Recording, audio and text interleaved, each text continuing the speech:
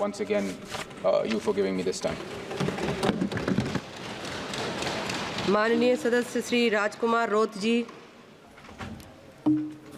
महोदय, आपने शिक्षा विभाग पर महत्वपूर्ण विषय पर बोलने का अवसर प्रदान किया, इसलिए आपको खूब खूब धन्यवाद। देश के जो अंदर जो शिक्षा के जो हाल हैं, वर्तमान जो परिस्थिति में जिस तरह से देश ग्रोथ कर रहा है, उसके साथ जो एजुकेशन डिपार्टमेंट के अंदर जो क्वालिटी आनी चाहिए थी वो आज नहीं आ रही है।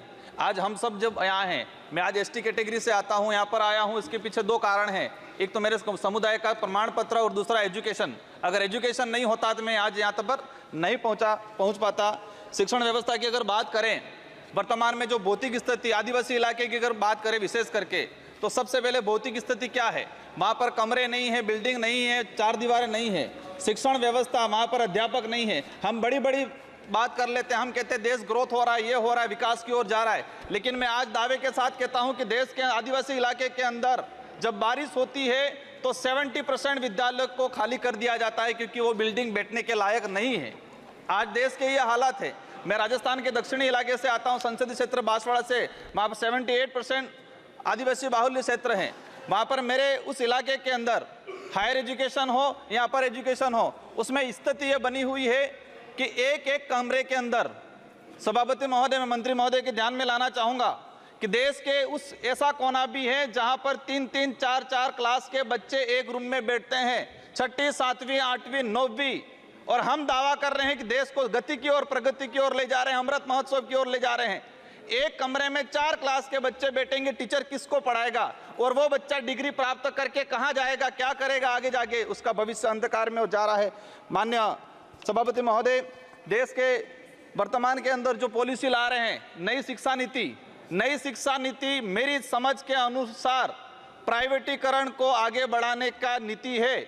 इसमें सीधा सा एक ला दिया गया है कि 6 साल का बच्चा होगा वही पहली क्लास में एडमिशन लेगा। देश का कौन सा परिवार ऐसा है, किस समुदाय के कोई व्यक्ति ऐसा है जो 6 साल का बच्चा होगा इसके बाद एडमिशन कराएगा? इस स्थिति में आने वाले 10 साल बाद सरकारी संस्थाएं खत्म होने वाली है। आज प्राइवेट स्कूल में 3 साल का बच्चा एडमिशन ले रहा है, और हम नई शिक्षा नीति में ला रहे हैं कि 6 साल का बच्चा होगा, इसके बाद पहली क्लास में एडमिशन लेगा।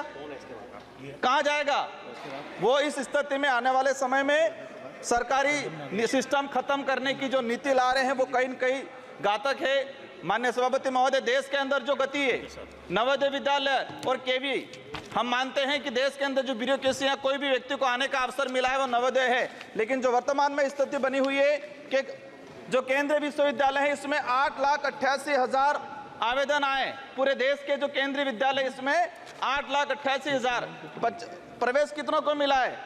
75,703 बच्चों को प्रवेश मिला है। इसका मतलब ये क्लियर हो गया कि 8% बच्चों को ही प्रवेश मिल रहा है। माननीय सभापति महोदय, माननीय अध्यक्ष महोदय, मुझे तब स्टार्ट किया मैंने आपके आने से पहले, सर अभी आने से पहले ही। अध्यक्ष महोदय बहुत बहुत धन्यवाद। मैं आग्रह करना चाहूंगा अध्यक्ष महोदय, सबसे पहले आपको इसलिए नहीं बोलने दे रहे कि अध्यक्ष महोदय मैं आपको हृदय से धन्यवाद देना चाहता हूं। सबसे पहले मैं माननीय